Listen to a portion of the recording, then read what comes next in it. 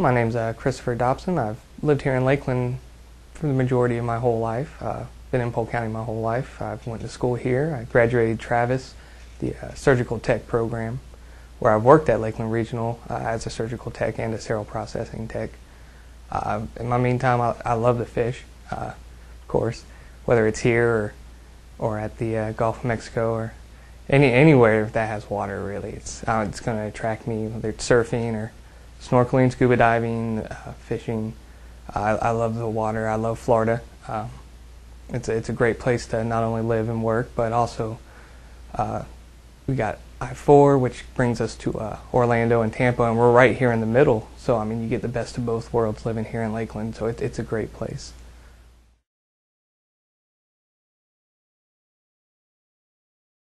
Promises are good.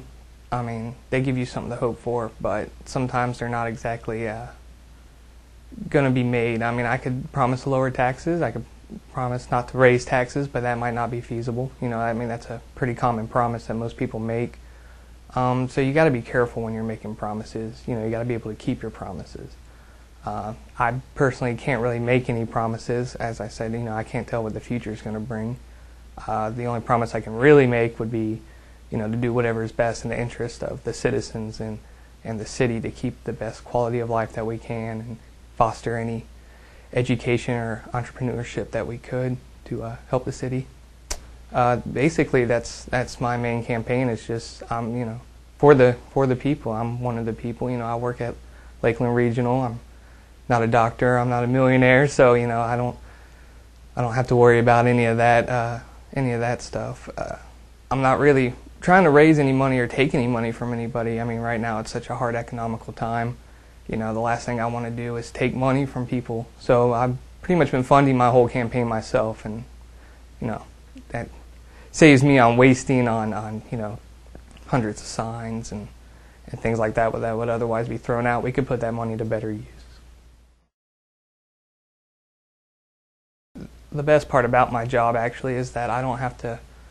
It's not so time constraint wise that I have to be there and lose my job. I actually have a lot of flexibility in my job. So being a city commissioner would come first, and then my job would come second.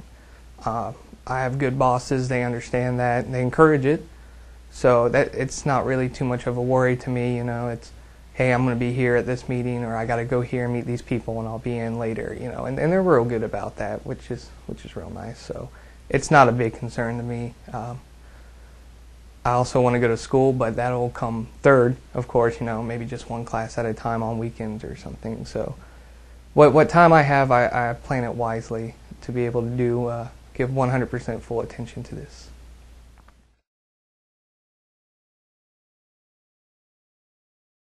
You know, it's really the best thing that I can tell them is, if you see me walking around, you know where I work, you know where I live. If you see me, just stop, talk to me. I mean, that's what I want to hear. I want to hear from you. I'm not going to be able to make an informed decision unless I know what's affecting you, what you want, what you think you need. So, like I said, I'm just another guy out there. You know, stop, talk to me. Nothing special. You know, I want to hear from you, and I think that's about the best thing I can say is just please, you know, give me your input, because we're all in this, and you're the most important part in this. So that's what I'd want.